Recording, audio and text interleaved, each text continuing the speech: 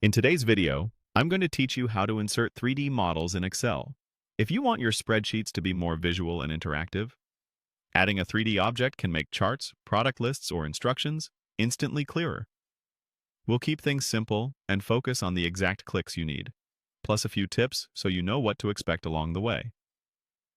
Start with your workbook open and look toward the top of the screen at the ribbon. Go to the Insert tab.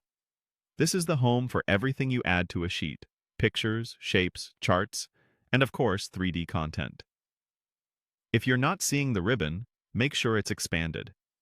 And if the Insert tab is visible but looks different from what you expect, don't worry. Excel layouts can vary slightly between versions, but the option you need is still in this tab. Next, find and click the 3D Models command. In many versions, it sits within the Illustrations group alongside pictures and icons. When you click it, Excel opens a picker window. Depending on your setup, you may see categories of stock 3D content provided by Microsoft, or options that let you choose models stored on your device or in the cloud.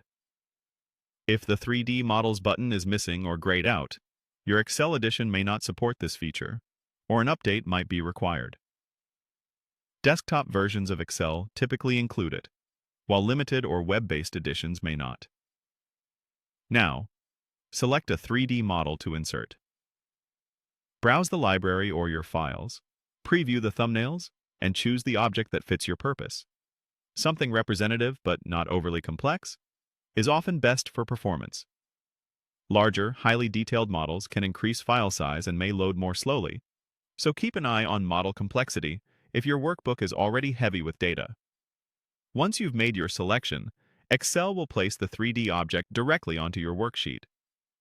After it appears, you'll notice visual controls around the object indicating that it's ready to be interacted with. That's normal and simply shows that Excel recognizes it as a 3D element. The model sits on top of the grid and can coexist with your tables, charts, and images without altering your underlying data. If you're preparing the workbook for sharing, consider how the 3D model supports your message and whether a simpler object conveys the same idea. That's it. Open Insert, choose 3D Models, then select the model you want. With those 3 clicks, your spreadsheet becomes more dynamic and visually clear.